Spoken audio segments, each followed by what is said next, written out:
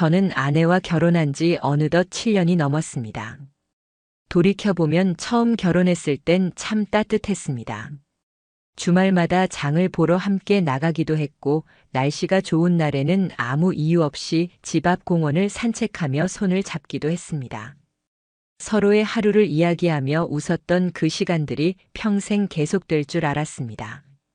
그런데 어느 순간부터 그 평범하고도 소중했던 일상이 조금씩 흔들리기 시작했습니다.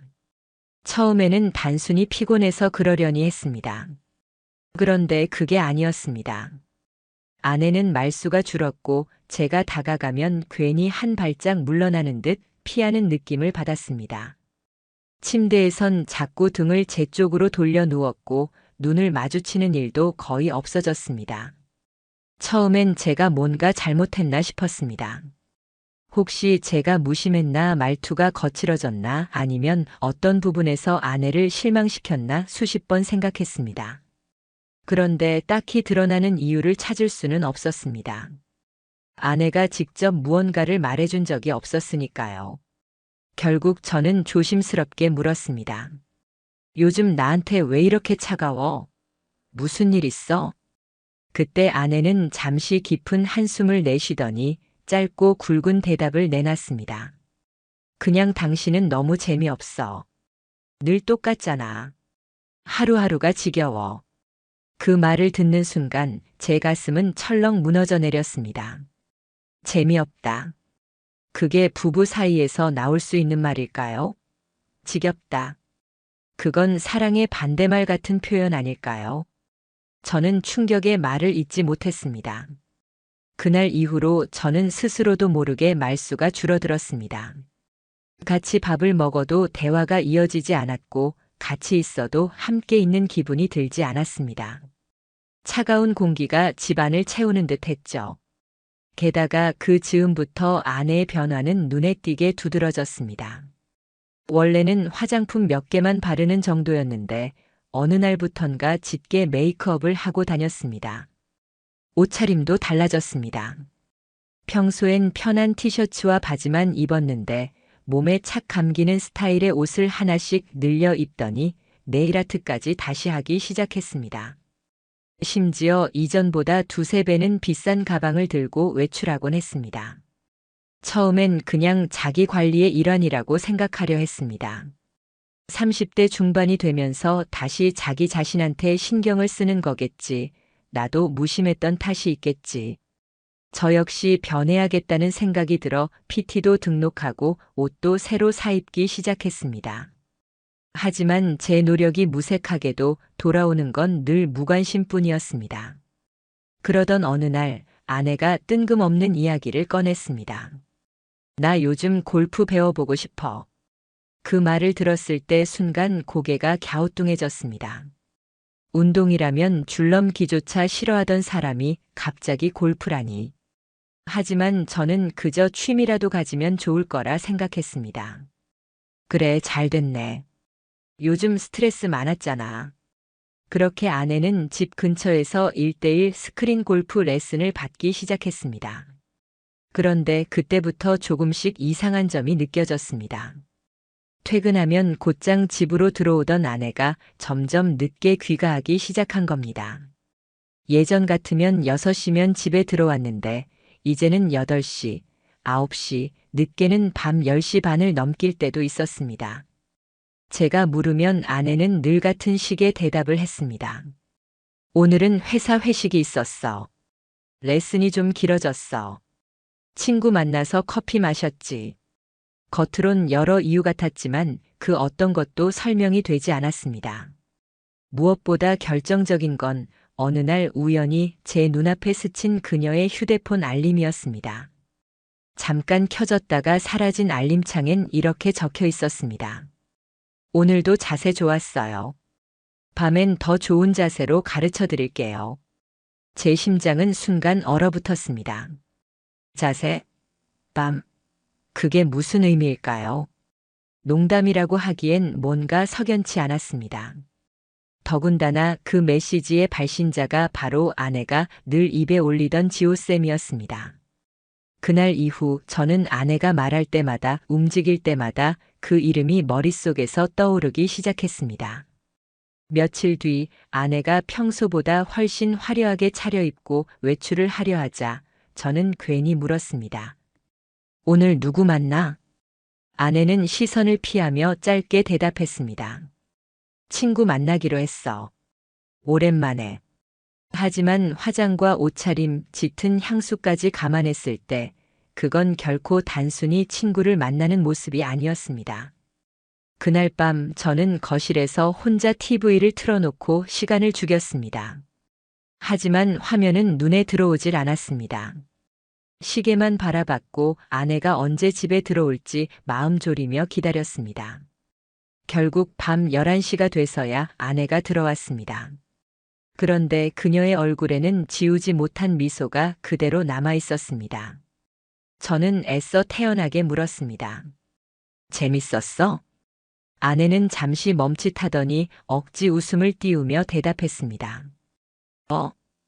그냥 오랜만에 수다 좀 떨었어. 하지만 그 말이 거짓이라는 건 직감적으로 알 수 있었습니다. 오랜만에 친구를 만나 즐겁게 수다를 떨었다면 그 표정은 피곤함 속의 미소여야 합니다. 그런데 아내의 미소는 누군가와 특별한 시간을 보낸 사람의 미소였습니다. 그 순간부터 저는 무너지는 듯 했습니다. 마음 한구석에서 불길이 꿈틀거렸습니다. 예민한 걸까 싶어 스스로를 의심하면서도 동시에 확신이 점점 굳어갔습니다. 아내는 확실히 무엇인가를 숨기고 있었습니다. 며칠이 지난 어느 날 또 하나의 변화가 있었습니다. 아내가 집 안에서도 휴대폰을 손에서 내려놓지 않았다는 겁니다. 거실에 앉아 있을 때도, 화장실을 갈 때도, 심지어 샤워할 때조차 휴대폰을 꼭 들고 들어갔습니다. 이상했습니다. 전에는 그렇지 않았습니다. 저는 끝내 참지 못하고 그녀가 잠든 밤 몰래 휴대폰을 확인해 보려 했습니다. 그런데 비밀번호가 바뀌어 있었습니다. 이전까진 서로 아무렇지 않게 공유했고 그게 신뢰의 표시였는데 아내는 어느 순간 제게 말도 없이 비밀번호를 바꿨던 겁니다. 이유도 설명하지 않은 채 말이죠. 그 순간 저는 확신했습니다. 아내는 확실히 숨길 무언가가 있다는 것을. 하지만 곧바로 따지진 않았습니다. 말로만 몰아붙이면 그녀는 다시 둘러대며 빠져나갈 게 분명했습니다. 그보다 제가 필요했던 건 확실한 증거였습니다. 그리고 곰곰이 되짚어봤습니다. 그녀의 변화, 차가워진 태도, 잦은 거짓말, 그리고 휴대폰까지 바꾼 비밀번호. 모든 시작은 아내가 골프를 배우겠다고 말한 날부터였습니다. 저는 그때부터 결심했습니다. 이 모든 의심을 혼자만의 착각이 아닌 눈앞의 현실로 증명해내야 한다고. 그리고 그것은 제 인생을 바꿔놓을 시작이 되었습니다. 아내가 골프를 배우기 시작한 이후 저는 그녀의 일정을 유심히 살피기 시작했습니다. 처음엔 주말에만 가던 레슨이 어느 순간부터 평일 저녁으로도 늘어났습니다. 그러더니 주 4회까지도 늘어났습니다. 그 모든 수업이 퇴근 이후 밤 시간을 이용한 레슨이었습니다. 요즘 골프 그렇게 재밌어? 제가 물으면 아내는 늘 똑같이 대답했습니다. 응, 재미도 있고 몸도 풀려. 스트레스도 사라지는 것 같아. 표정만 보면 말이 맞는 것 같았습니다. 그런데 이상했습니다. 그 여유 있는 웃음, 그 마음 놓인 미소는 저와 함께 있을 때는 단 한 번도 본 적 없는 얼굴이었습니다. 무엇보다 이상한 것은 아내는 여태껏 집에서 골프 연습을 단 한 번도 해본 적이 없었다는 겁니다. 스윙 연습이라도 하거나 작은 퍼팅 매트라도 사다 놓고 연습할 법도 한데 전혀 그러지 않았습니다. 장비 하나 없는 채 오직 레슨만 다니는 모습은 저희가 흔히 아는 열심히 배우는 초보의 모습과는 사뭇 달랐습니다. 그리고 더 이상한 점이 또 있었습니다. 아내는 언제나 같은 시간, 같은 분위기로 외출했습니다. 무심하게 묶었던 머리는 이제 정성스럽게 손질됐고 살짝 웨이브까지 넣곤 했습니다. 화장도 단정한 이상으로 신경이 쓰여 있었습니다. 운동을 하러 나간다고 하는데 그 모습은 도무지 운동하러 가는 복장이라고 보기 어려웠습니다. 몸에 밀착되는 골프웨어 혹은 외출복에 가까운 상의와 짙은 향수. 저는 그 모습을 볼 때마다 어딘가 서늘했습니다. 그 즈음 저는 우연히 아주 결정적인 장면을 마주하게 됐습니다.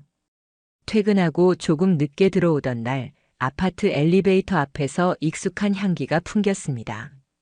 아내가 자주 쓰는 향수였습니다. 시계는 저녁 9시 반을 가리키고 있었습니다. 문이 열리자 그 안에서 낯익은 얼굴이 나타났습니다. 바로 제 아내였습니다. 그런데 그녀 혼자가 아니었습니다. 옆에는 키가 크고 단정한 골프웨어 차림의 남자가 있었습니다. 어깨엔 큼직한 캐디백이 걸려 있었죠. 둘은 순간적으로 거리를 두더니 아무 인사도 없이 각자 반대 방향으로 걸어갔습니다. 그 모습은 낯설고도 부자연스러웠습니다. 아까 레슨 끝나고 강사님이 집 근처까지 데려다 줬어. 마침 방향이 같아서. 저를 본 아내는 재빨리 변명을 내놨습니다. 하지만 말하는 톤은 떨려 있었고 시선은 불안하게 흔들렸습니다. 저는 그날 아무 말도 하지 않았습니다. 하지만 머릿속은 이미 복잡했습니다. 지금 이 상황, 과연 제가 과민한 걸까요? 아니면 정말 그 남자와 뭔가 있는 걸까요?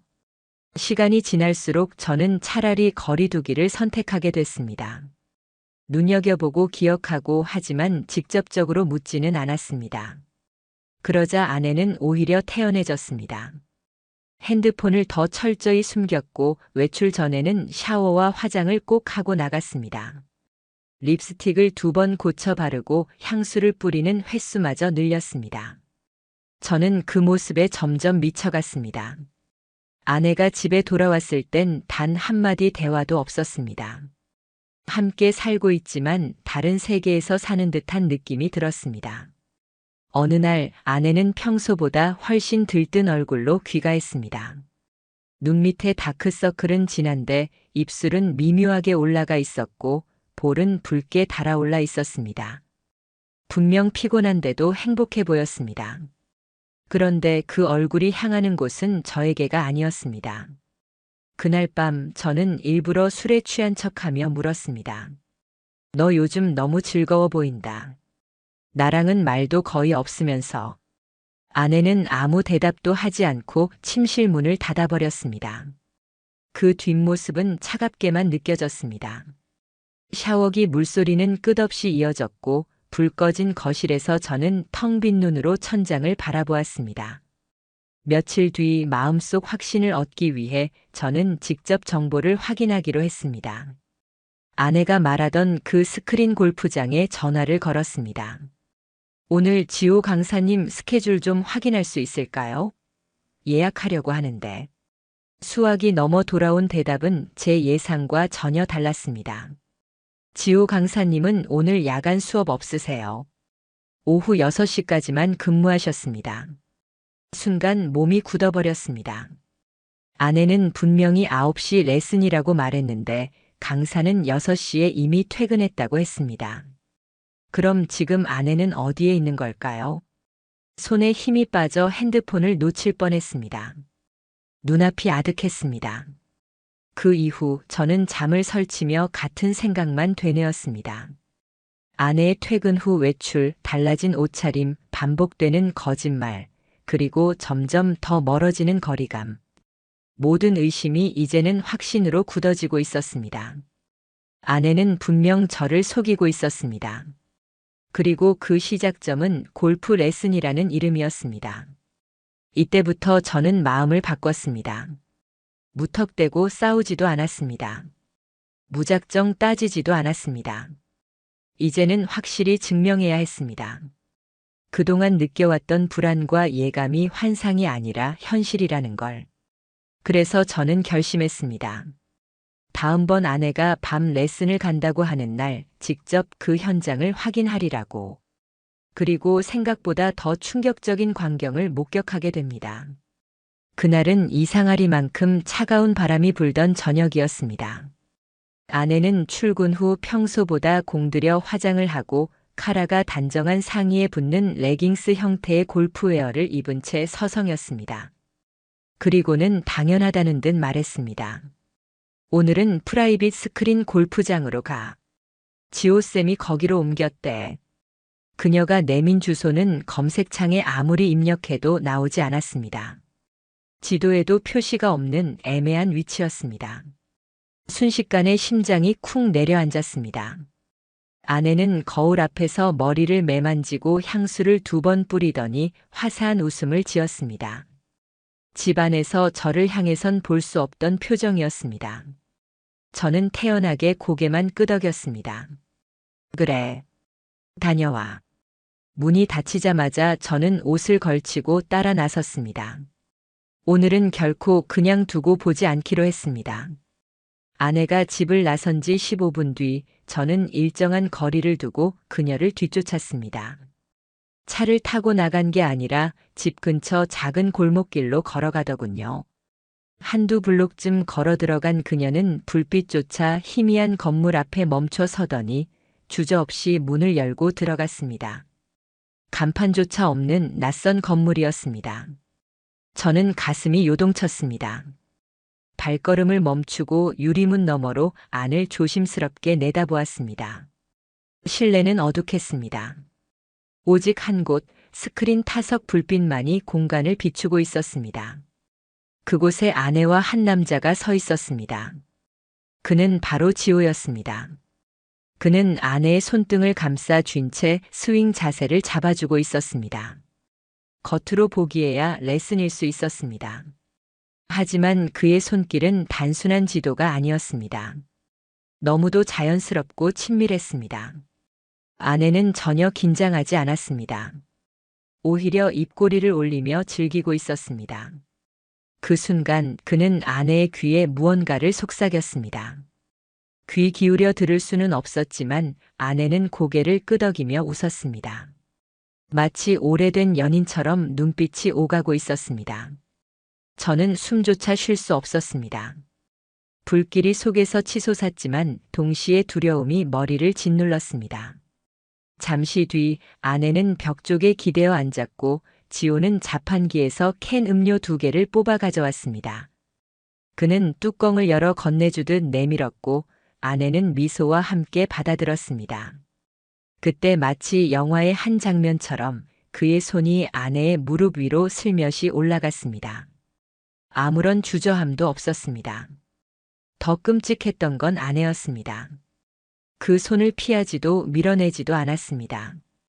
오히려 당연하다는 듯 자연스럽게 받아들였습니다. 그리고 마치 애써 감추려는 듯 눈을 숙이면서 흐릿한 웃음을 지었습니다. 잠시 뒤 그는 아내의 머리카락을 넘기며 얼굴을 바라봤습니다. 아내는 고개를 들어 그의 시선을 맞이했습니다. 두 눈은 서로만을 향했습니다. 그리고 제 입술이 읽어낸 아내의 말은 차라리 비수에 가까웠습니다. 지호쌤, 오늘은 진짜 잊을 수 없을 것 같아요. 그 말이 끝나자마자 둘의 거리는 순식간에 좁혀졌습니다. 저는 두 눈을 질끈 감았습니다. 더는 볼 수 없었습니다. 사람 마음이란 참 이상합니다. 머리로는 확인해야 한다 외치면서도 눈이 기억해버릴까 두려워 외면하게 되는 겁니다. 심장이 터질 듯 뛰었고 숨이 막혀 질식할 것 같았습니다. 저는 결국 건물 앞에서 몸을 돌렸습니다. 발걸음을 떼는 순간 다리에 힘이 풀려 몇 번이고 멈춰 서야 했습니다. 그날 집으로 돌아오는 길은 너무도 길었습니다. 현관문을 열고 들어왔지만 손이 떨려 전등 스위치를 제대로 켜지 못했습니다. 거실에 앉아 불도 켜지 않은 채 오로지 천장만 하염없이 바라봤습니다. 눈앞엔 방금 본 장면이, 귓가엔 아내의 말이 계속 맴돌았습니다. 오늘은 진짜 잊을 수 없을 것 같아요. 그날 밤 아내가 집으로 돌아왔습니다. 향수 냄새는 여전했지만 입술엔 지우지 못한 미소가 남아 있었습니다. 레슨이 늦게 끝났어. 배고파서 떡볶이 먹고 왔지. 저는 고개만 끄덕였습니다. 말 대신 속에서 울부짖는 분노를 삼켰습니다. 아내는 샤워실로 들어갔고 물소리가 이어졌습니다. 저는 소파에 앉아 핸드폰을 켰습니다. 이번엔 단순한 추측이 아니라 기록이 필요하다고 생각했습니다. 모든 걸 남겨둘 증거가. 며칠 뒤 저는 다시 그 건물 앞에 섰습니다. 이번엔 작은 녹음기를 준비해서 대기실 구석에 설치했습니다. 이후 몇 차례 녹음기를 확인했는데 들려온 대화는 더 이상 변명의 여지가 없었습니다. 오빠, 오늘도 나 너무 떨렸어. 진짜 미쳤나 봐. 왜, 뭐가? 당신 손잡는 순간부터 아예 정신이 없었어. 그 목소리는 너무도 분명히 제 아내의 것이었습니다. 저는 소리 없는 절규를 삼켰습니다. 눈물이 날 줄 알았지만 나오지 않았습니다. 이미 눈물의 자리는 분노가 대신하고 있었습니다. 이제는 확신했습니다. 이것은 불안이나 의심이 아니었습니다. 현실이었습니다. 아내는 더 이상 제 아내가 아니었습니다. 그날 이후 저는 깨달았습니다. 이제 남편으로서의 제가 아니라 냉정한 감시자가 되어야 한다는 것을. 제가 해야 할 일은 단 하나, 그들의 위선을 세상에 드러내는 것뿐이었습니다. 그날 이후 저는 완전히 달라졌습니다. 이제 더 이상 의심하는 남편이 아니었습니다. 저는 아내의 남편이 아니라 아내와 그 남자의 행동을 감시하는 관찰자가 되었습니다. 그녀가 집을 나설 때마다 입술에 닿는 립스틱 색조며 향수 향기, 머리 매무새까지 세세하게 기록했습니다. 손가락에 걸린 반지, 바뀌는 가방, 바뀌지 않는 구두. 사소한 조각들이 하나둘 모여 제 마음속 그림을 완성시켜 갔습니다. 아내는 여전히 태연하게 저를 속였습니다. 오늘은 골프장에 신입 회원이 왔어. 실력이 장난 아니더라. 그 말을 들을 때마다 제 속은 뒤집어졌습니다. 당신이 말한 회원이 정말 회원일까요? 아니면 똑같은 변명으로 그와 더 자주 자신을 포장하려는 걸까요? 억울했습니다. 그러나 억울함보다 더 무서운 감정이 자리 잡았습니다. 그것은 자존심의 붕괴였습니다. 나는 내 아내에게 철저히 속고 있다. 그 사실이 저를 무너뜨렸습니다. 그래서 전 결심했습니다. 이제는 더는 말로 묻거나 눈치로만 짐작하지 않으리라고. 직접 확인하고 기록으로 남기리라. 제가 맨 처음 시작한 건 차량 블랙박스였습니다. 아내가 늘 몰고 다니는 차량에서 조용히 SD카드를 꺼내 컴퓨터에 꽂았습니다. 몇 날 며칠 그녀의 주차, 출퇴근, 이동 영상이 담겨 있었습니다. 그리고 거기에는 차라리 보지 않았으면 좋았을 장면이 있었습니다. 레슨을 마친 그녀가 지호라는 남자의 차에 타는 모습. 창문 너머 두 사람의 얼굴에는 짙은 웃음이 번져 있었습니다. 차 안에서 나누는 대화를 다 들을 수는 없었지만 그 표정만으로도 충분했습니다. 아내는 제가 결혼 후 단 한 번도 보지 못한 얼굴로 웃고 있었습니다. 붉어진 볼, 긴장을 풀어낸 손짓, 자꾸 머리카락을 넘기는 습관. 그리고 그가 손끝으로 그녀의 뺨을 스쳤습니다. 아내는 그 손길을 거부하지 않았습니다. 오히려 잠시 눈을 감고 마치 기다렸다는 듯 얼굴을 맡겼습니다. 저는 그 영상을 보는 순간 손끝의 감각이 사라진 듯 마비되었습니다. 숨이 조여왔습니다. 그날 밤 아내는 아무 일 없었다는 듯 집으로 들어와 씻고 편히 잠들었습니다. 저는 침대 끝자리에 앉아 그녀의 등을 바라봤습니다. 그 등이 그렇게 낯설 수가 없었습니다.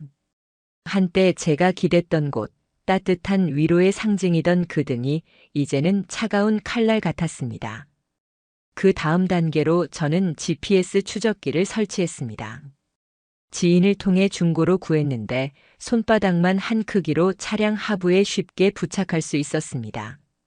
배터리 성능도 충분했고 무엇보다 스마트폰 앱으로 실시간 위치를 확인할 수 있었습니다. 아내가 퇴근 후 외출하는 날, 저는 심장이 미친 듯 뛰는 것을 억누르며 조용히 추적기를 달았습니다. 제 머릿속은 하나의 다짐으로 가득했습니다. 이제 끝장을 보겠다. 그날 이후 제 핸드폰은 그녀의 발걸음을 그대로 그려냈습니다. 기록에 따르면 아내는 늘 같은 패턴을 반복했습니다. 퇴근 후 저녁 7시를 조금 넘겨 빠져나와 강남역 인근의 스크린 골프장 근처에서 2~3시간 머물렀습니다. 이동 경로는 일정했고 머문 시간도 기이할 정도로 규칙적이었습니다. 하지만 그중 제 눈을 더욱 뒤흔들어 놓은 기록이 있었습니다. 어느 날 GPS는 그녀의 차량이 호텔 옆 주차장에서 40분 동안 멈춰 있었다는 걸 알려줬습니다. 그 시간 동안 차량은 꺼진 상태였고 그녀의 휴대폰 신호도 없었습니다. 설마 아니겠지. 처음엔 부정했습니다. 그러나 그건 자기 기만이었습니다. 부정할수록 제 속에선 더 큰 분노가 치밀어 올랐습니다. 저는 이제 더 확실한 증거가 필요했습니다. 그 어떤 말로도 부정할 수 없는 장면. 그래서 CCTV를 찾기 시작했습니다. 골프장 근처 편의점, 카페, 주차장. 저는 틈날 때마다 돌아다니며 발품을 팔았습니다. 그리고 마침내 호텔 뒷골목 CCTV에서 저는 모든 걸 무너뜨릴 장면을 목격했습니다. 둘은 마스크와 선글라스로 얼굴을 가렸지만 아내의 걸음걸이, 어깨에서 흐르는 가방, 그날 입었던 상의까지 저는 단번에 알아볼 수 있었습니다. 그녀는 고개를 숙이고 있었고 지호는 너무도 익숙하게 호텔 문을 열고 들어갔습니다. 그 뒤를 따르는 아내. 마치 약속된 동선처럼 아무 주저함 없는 모습이었습니다. 그 장면을 본 순간 몸서리가 쳐졌습니다. 치욕감이 피를 끓게 했습니다. 더 이상 미룰 수 없다는 생각이 들었습니다. 저는 바로 변호사 사무실을 예약했습니다. 이제부터는 감정이 아닌 현실의 싸움을 시작해야 했습니다. 그날 밤 아내는 다시 나갈 준비를 하고 있었습니다. 머리카락을 매만지고 똑같이 향수를 뿌리고 차 키를 챙겼습니다. 저는 아무 말도 하지 않았습니다. 다만 속으로 이제 곧 판이 바뀔 것이라고 되뇌었습니다. 아내는 여전히 저를 속이고 있었지만 저는 그녀가 모르는 무기를 손에 쥐고 있었습니다. 며칠 뒤 GPS 기록은 또 다른 사실을 알려줬습니다. 아내의 차량은 강남의 한 빌라 앞에서 멈췄습니다. 확인해 보니 그 주소는 지호의 자택이었습니다. 출입은 철저히 통제되는 1인 주택이었고 외부 CCTV도 거의 없는 구조. 딱 둘만을 위한 공간이었습니다. 그날 저는 따라가지 않았습니다. 그 대신 아내 차량 내부에 작은 카메라와 녹음 장치를 설치했습니다. 누군가의 말로가 아니라 영상과 음성, 정확한 기록으로 남길 차례였습니다. 이제 판은 완전히 달라졌습니다. 저는 남편이 아니라 철저한 사냥꾼이 되었습니다. 이 싸움에서 지지 않을 겁니다. 아니, 반드시 이겨내야만 했습니다. 그날 이후 제 삶은 그림자와도 같았습니다. 직장에 앉아 있어도 마음은 늘 집 근처, 골목, 스크린 골프장, 호텔 근처를 떠돌았고 저녁이 되면 눈빛은 늘 핸드폰 속 GPS 앱에 박혀 있었습니다. 감정은 없었습니다. 웃음은 사라졌습니다. 사람과 대화해도 겉으로만 반응할 뿐 안쪽에서는 오직 한 가지 생각만 맴돌았습니다. 저들이 지금 어디에 있을까? 무슨 대화를 나누고 있을까? 무엇을 하고 있을까? 그때 이미 저는 남편이 아니었습니다. 증거를 모으고 지켜보고 이상 징후를 붙잡는 감시자의 삶을 살고 있었죠. 저는 본격적으로 장비를 손에 넣기 시작했습니다. 작은 소형 카메라 2대, 고성능 녹음기 1대. 차량 내부 시트 밑과 송풍구 사이에 장착할 수 있는 크기였습니다. 이 장비들은 와이파이나 블루투스를 통해 원격 연결이 가능했고 스마트폰으로 실시간 송출도 받을 수 있었습니다. 처음 버튼을 누르고 빨갛게 불이 들어올 때 이상하게 손이 떨렸습니다. 누군가의 사생활을 들여다본다는 죄책감 아니, 그보다는 이제 곧 모든 진실을 마주해야 한다는 두려움이었습니다. 그리고 마침내 그날이 찾아왔습니다. 퇴근 후 집에 들른 아내는 싱크대 앞에서 화장을 고쳤습니다.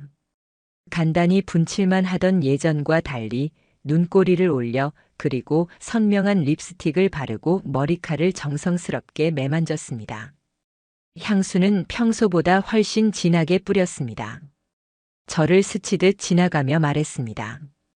오늘은 좀 늦을 거야. 클럽 사람들하고 레슨 끝나고 저녁 먹어. 그 거짓말은 너무도 자연스러워 이제는 오히려 감탄할 정도였습니다. 문이 닫히자마자 핸드폰에 작은 알림이 떴습니다. 차량 내부 장치가 움직임을 감지했다는 표시였습니다. 곧 녹음이 재생되기 시작했습니다. 왔어? 응, 오빠. 많이 기다렸어? 아니, 내 향기가 먼저 와 있던데. 이어 들려온 웃음소리는 뇌리를 짓누르는 망치 같았습니다. 아내의 목소리와 지호의 낮고 익숙한 톤이 오갔습니다. 그 짧은 대화만으로도 모든 게 이미 드러나 있었습니다. 그리고 이어진 말은 제 심장을 쑤셨습니다. 아까 그 자세 다시 해보고 싶어. 오늘은 내가 직접 보여줄게. 완전히 몸으로 기억하게 해주마. 어플 화면에는 영상 송출이 함께 떴습니다. 차 안 좁은 공간에 두 사람은 마주 앉아 있었습니다. 아내는 안전벨트를 풀고 몸을 틀어 그의 쪽으로 섰습니다. 지호는 그녀의 허리에 손을 올렸습니다. 그 사이 흐르는 공기는 너무도 익숙하고 자연스러웠습니다. 저는 손가락이 떨려 화면을 닫을 뻔했습니다. 그러나 저장 버튼만은 확실히 눌렀습니다. 그것이 제가 할 수 있는 마지막이자 유일한 행동이었습니다. GPS 위치는 곧 차량이 강남의 한 모텔 근처에서 멈춰 섰음을 알려왔습니다. 정확히 1시간 42분 차량은 그 자리에 멈춰 있었습니다. 신호는 꺼져 있었고 움직임은 전혀 감지되지 않았습니다. 저는 핸드폰을 손에 쥔 채 한참을 움직이지 못했습니다. 심장은 미친 듯 두드렸지만 머리는 정적 속에 갇혀 얼어붙었습니다.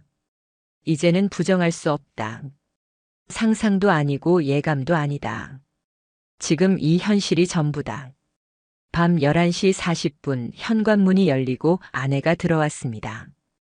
입술은 살짝 번져 있었지만 웃음을 숨기려 애썼습니다. 오늘 늦었네. 클럽 사람들이랑 한잔했어. 분위기 좋더라. 저는 아무 대답도 하지 않았습니다. 다만 속으로 한 문장을 삼켰습니다. 지금 내 입에서 흘러나오는 모든 말이 다 거짓이다. 아내는 샤워실로 향했고 물살이 들려오는 동안 저는 핸드폰으로 이미 저장된 영상 중 일부를 재생했습니다. 거기엔 아내가 입었던 옷, 웃던 얼굴, 지호를 향해 고개를 기울이는 모습이 고스란히 담겨 있었습니다. 저는 곧바로 파일을 압축해 변호사에게 전송했습니다. 그리고 덧붙였습니다.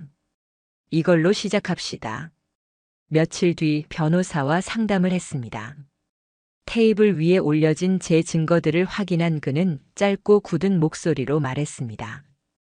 이 정도면 충분합니다. 위자료 청구 가능하고 재판에서도 효력이 확실할 겁니다. 앞으로 절차를 밟으시죠. 그제야 저는 알았습니다. 제가 살아온 지난 몇 달간의 지옥 같은 시간들이 더 이상 의심의 그림자가 아니라 사실이라는 것을. 집에 돌아온 저는 여전히 표정을 숨겼습니다. 아내는 아무것도 모르는 듯 웃었고 평소와 다름없는 일상으로 굴했습니다. 하지만 저는 알고 있었습니다. 모든 게 기록되었고 모든 게 남겨졌으며 이제는 곧 무너질 것이라는 사실을. 그녀의 웃음은 가까운 미래, 그녀 인생에서 가장 후회할 장면으로 바뀔 겁니다.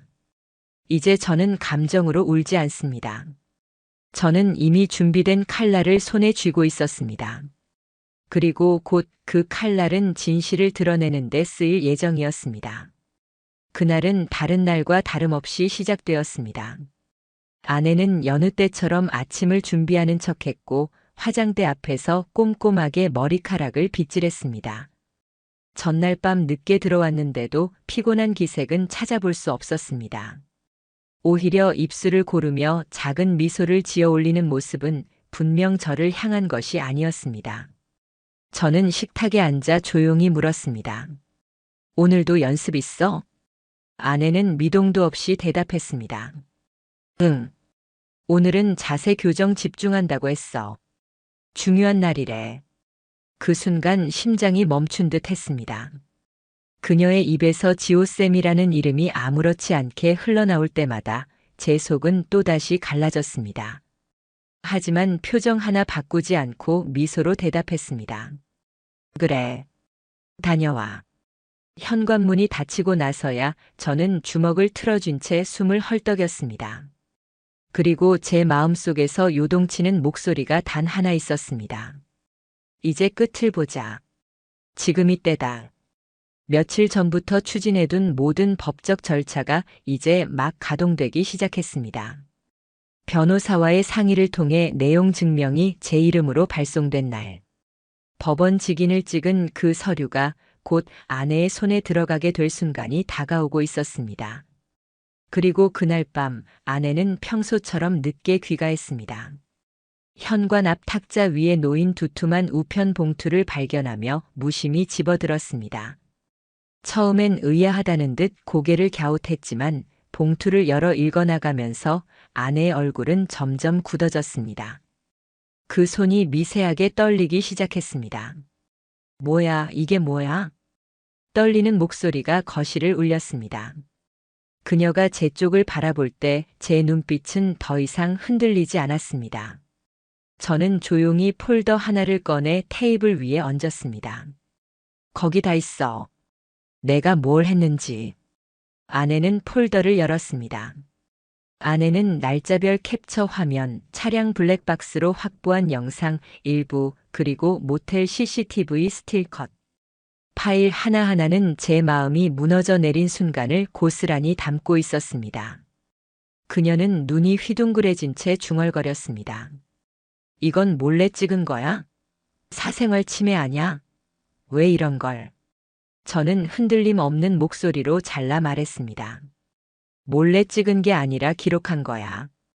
그리고 그건 사생활이 아니라 불륜이지. 그 순간 아내의 얼굴이 하얗게 질렸습니다. 손에 쥔 종이를 떨어뜨리며 무릎을 꿇었습니다. 미안해, 진짜 미안해. 나도 처음엔 그냥 배우려던 거였어. 그런데 점점 그 사람한테 기대게 됐어. 나도 모르게. 저는 비웃음을 삼켰습니다. 기대게 돼서 결국 모텔까지 간 거야? 차 안에서 그렇게 몸 기울이고 웃었던 게 그거야? 그녀는 울먹이며 눈물을 흘렸습니다. 그러나 제 눈앞에선 더 이상 눈물이 의미를 가질 수 없었습니다. 늦었어. 너무 늦었어. 이제 넌 내 아내가 아니야. 내 상대방일 뿐이야. 며칠 뒤 재판 절차가 정식으로 개시되었습니다. 저는 상간 소송과 동시에 이혼 소송을 접수했습니다. 지호라는 이름 또한 빠져나갈 수 없었습니다. 변호사의 손에서는 탄탄히 정리된 자료들이 제출되었고 그 사이에는 제가 견뎌온 지옥 같은 시간들이 증거로 남아 있었습니다. 내용은 간단했습니다. 차량 내 녹취 파일, 모텔 출입 영상, 주고받은 메시지 캡처, GPS 위치 기록, 차량 블랙박스, CCTV 스틸컷. 그 어떤 변명도 통하지 않을 자료였습니다. 며칠 뒤 제 핸드폰 화면에 낯선 번호로 문자가 도착했습니다. 죄송합니다. 모든 게 제 잘못입니다. 변명의 여지가 없습니다. 지호였습니다. 그는 도망치듯 사과했지만 꼬여온 시간들을 한순간 감정으로 덮을 수는 없었습니다. 수십 차례 이어졌던 호텔 출입, 차 안의 속삭임이 어찌 순간의 실수일 수 있단 말입니까? 저는 그 짧은 문장조차 증거 폴더에 저장했습니다. 마침내 법정에 섰습니다. 법대 위에 앉은 판사는 차분하게 증거 목록을 확인한 후 물었습니다. 피고 측은 원고가 제출한 차량 내 음성 파일과 모텔 출입 영상, 문자 메시지를 인정하십니까? 순간 법정 안은 무거운 정적에 휩싸였습니다. 그리고 곧 아내는 고개를 깊게 숙인 채 작은 목소리로 답했습니다. 인정합니다.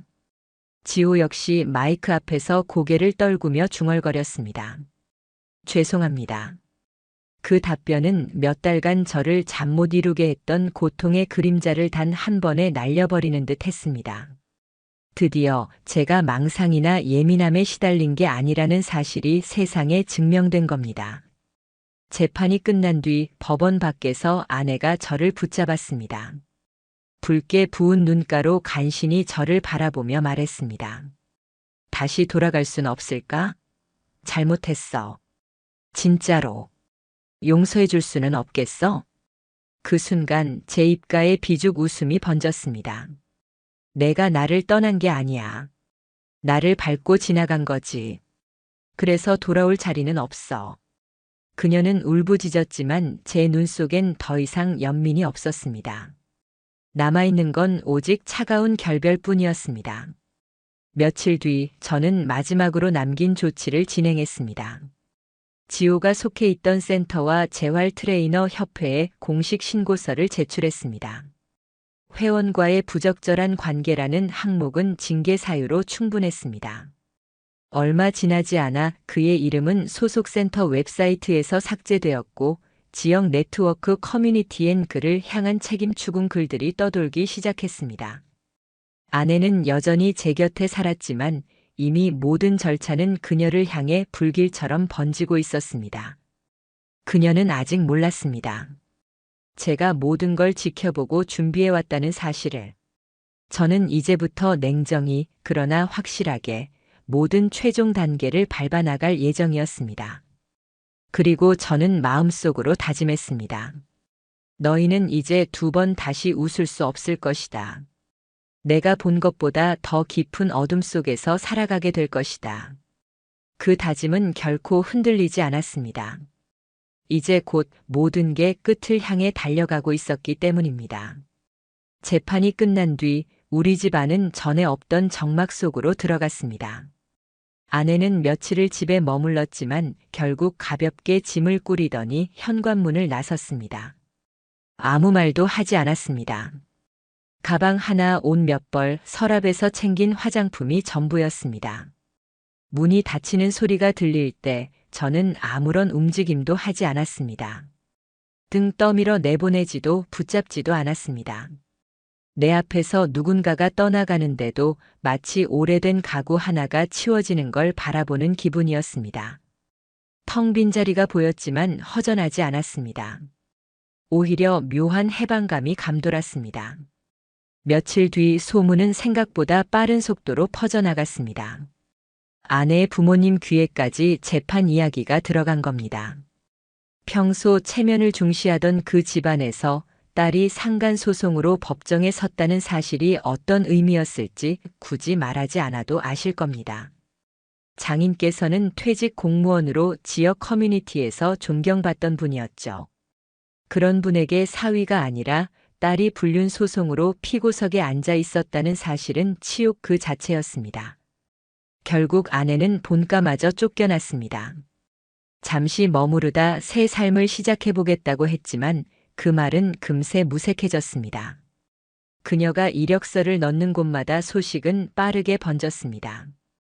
커뮤니티 곳곳에 익명의 글들이 돌았고 면접관들의 속삭임도 뒤따랐습니다. 불륜으로 소송 걸렸대. 호텔 CCTV에 찍혔다더라. 그런 사람 뽑았다간 회사 이미지 망가진다. 결국 아내는 반지하 원룸으로 들어갔습니다. 형광등이 희미하게 깜빡이는 습한 방, 밀린 월세 고지서가 쌓여가며 하루하루 버티는 생활. 아르바이트를 전전했으나 오래 버티지 못했습니다.